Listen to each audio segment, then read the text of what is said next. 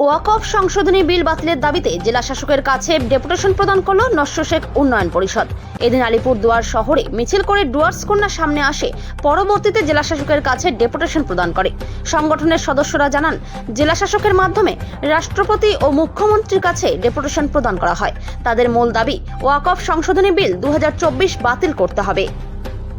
আমরা নস্য শেখ উন্নয়ন পরিষদ আলিপুরদুয়ার জেলার ব্যবস্থাপনায় আজকে আমাদের ডিএম সাহেবের মাধ্যমে দুটো ডেপুটেশন রয়েছে, একটা আমাদের রাষ্ট্রপতির উদ্দেশ্যে, একটা আমাদের মুখ্যমন্ত্রীর উদ্দেশ্যে।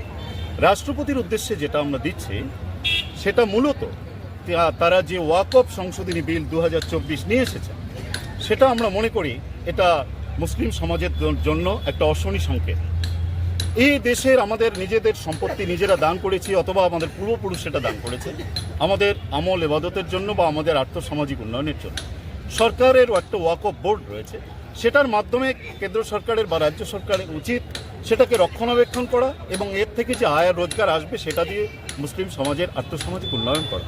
তা না করে যে বিলটা তারা নিয়ে এসছে, সেই বিলে যতগুলো তারা প্রস্তাবনা রেখেছে যে এই বিলে এই ওয়াকফ বোর্ডের প্রধান অমুসলিম ব্যক্তিও হতে পারে। দেখুন, অমুসলিম ব্যক্তি আমাদের দুশ্মন নয়, কিন্তু যারা যে বিষয়টা জানে না তারা যদি সে বিষয়ে চালক হয়, স্বাভাবিক সংঘর্ষ হবে।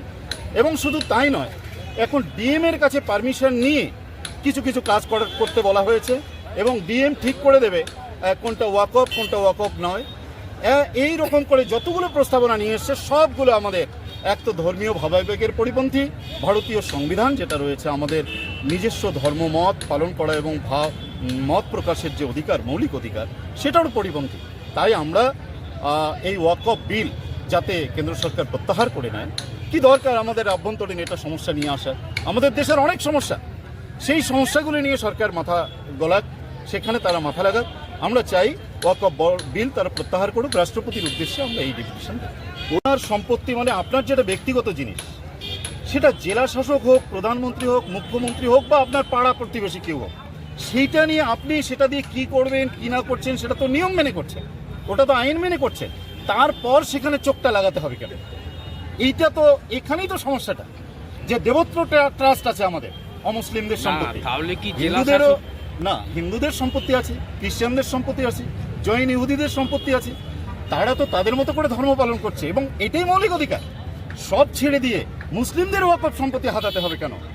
এখানে তো আমাদের আপত্তিটা। জেলা শাসক যদি হাতায় তাহলে সবটা হাতাতো পারবে, যে তখন তারা সন্ধ্যাবেলা ঘন্টি ধ্বনি বাজাবে, ভোরবেলা কীর্তন করবে, নাকি তারা সেখানে কি করবে সেটা তো সেই ধর্মের মানুষের বিষয়। সেটা নিয়ে তো আর কেউ ঠিক করে দেওয়ার কথা না। আর এটা গণতান্ত্রিক দেশ, জনগণের জন্য তো সবকিছু না। সেটাতে কেন্দ্র সরকার ঠিক করে কেন দেবে? তারা রাষ্ট্র পরিচালনার কথা ভাবুক, আমাদের ধর্মীয় ভাবাবেগটা আমাদের মতো করে পালন করতে দিন। আমরা তার জন্য চাই যে তারা একটা বিলটা প্রত্যাহার করুক। আর মুখ্যমন্ত্রীর কাছে কি একটু শর্ট করে দিন? হ্যাঁ, মুখ্যমন্ত্রীর কাছে আমাদের যেটা দাবি সেটা হলো ওবিসিটা বন্ধ হয়ে আছে, ওবিসিটাকে পুনর্বহাল করতে হবে। তাতে আমাদের ছেলেমেয়েরা লেখাপড়াতে সুযোগ পাচ্ছে না, চাকরি বাকরির থেকে বঞ্চিত হচ্ছে, এবং এটা ওবিসিটা পুনর্বহাল হোক। হ্যাঁ, বলুন। আমরা চাই যে আমরা এখানে যারা রয়েছি, নস্য শেখ থেকে শুরু করি, শেরশাবাদিয়া, অন্যান্য এখানকার স্থানীয় মুসলিম সমাজ, তারা আদি ভূমিপুত্রের স্বীকৃতিও আমরা চাচ্ছি। এটা মুখ্যমন্ত্রী পদক্ষেপ নিই, কারণ কেন্দ্র বারবার এনআরসি সিএ নামে একটা হয়রানি করতে চাচ্ছে। আর শুধু তাই নয়, আমাদের তো ডেভেলপমেন্ট কি বলে অনগ্রসর কল্যাণ দপ্তরে টাকা পয়সা আছে, বরাদ্দ হয়, সেই টাকাটা দিয়ে আমরা লেখাপড়া করতে চাই বেশি করে। আমাদের ফ্রি কোচিং সেন্টার আমরা একটা চাচ্ছি উন্নত মানের শিলিগুড়িতে। আমরা প্রত্যেক জেলায় একটা করে কোচিং সেন্টার চাচ্ছি। আপনারা জানেন যে মুসলিম সমাজ, নস্য শেখ সমাজ লেখাপড়া চাকরি বাকরিতে পিছিয়ে পড়ার জন্য আমরা অসচেতন, যেমন অর্ধ সচেতন, কিন্তু সরকারও একটা অংশ দায়ী। আমরা ফ্রি কোচিং সেন্টার চাচ্ছি প্রত্যেক সাব ডিভিশনে। ওই কি বলে সংখ্যালঘু দপ্তরের টাকা দিয়ে একটা করে যেন বয়েজ হোস্টেল হয়, গার্লস হোস্টেল হয়, সেখানে ছেলেমেয়েরা ফ্রি থেকে খেয়ে যেন লেখাপড়া করতে পারে। এইভাবে আমরা 11 দফা দাবি মুখ্যমন্ত্রীর কাছে আসতে রাখছি।